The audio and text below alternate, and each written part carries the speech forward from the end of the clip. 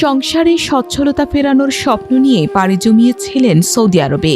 কেউ ঋণ করে, কেউ পরিবারের মুখে হাসি ফোটানোর আশায় বেছে নিয়েছিলেন প্রবাসী জীবন। কিন্তু সেই প্রবাসী কেড়ে নিল ১৬ বাংলাদেশির প্রাণ। রিয়াদের একটি সোফা তৈরির কারখানায় ভয়াবহ অগ্নিকাণ্ডে পুড়ে মারা গেছেন তারা।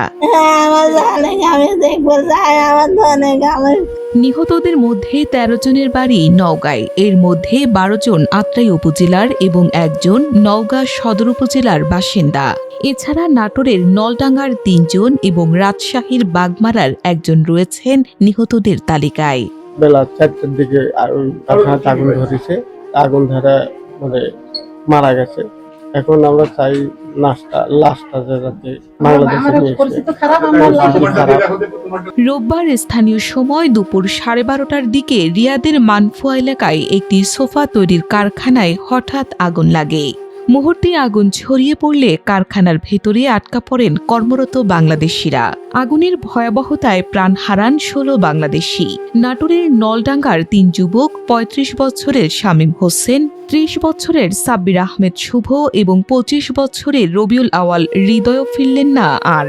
তাদের বাড়িতে এখন স্বজনদের কান্না আর আহাজারি। মাত্র ১ মাস বয়সী সন্তানের মুখ দেখে যেতে পারেননি শামীম।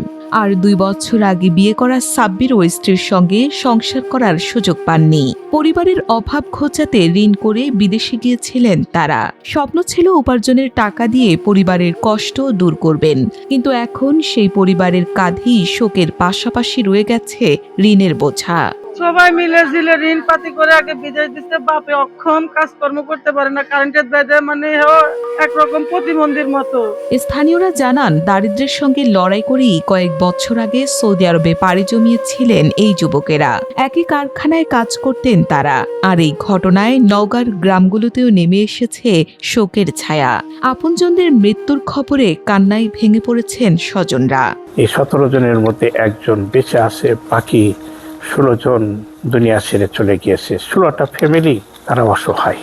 আমি সরকারের কাছে আকুল আবেদন করব এই ১৬টা ফ্যামিলির দিকে অবশ্যই নজর দেওয়ার জন্য। প্রবাসে যাওয়া এসব মানুষ শুধু নিজের জন্য নয়, একটি পরিবারের স্বপ্ন, সন্তানদের ভবিষ্যৎ আর স্বজনদের মুখে হাসি ফোটাতেই পাড়ি জমান দূর দেশে। কিন্তু এক মুহূর্তের আগুনে শেষ হয়ে গেল ১৬ পরিবারের সেই স্বপ্ন। এখন স্বজনদের একটাই অপেক্ষা, কখন প্রিয় মানুষটির মরদেহ ফিরবে দেশে আর শেষবারের মতো তাকে জড়িয়ে ধরে কান্নায় ভেঙে পড়বেন আপনজনেরা।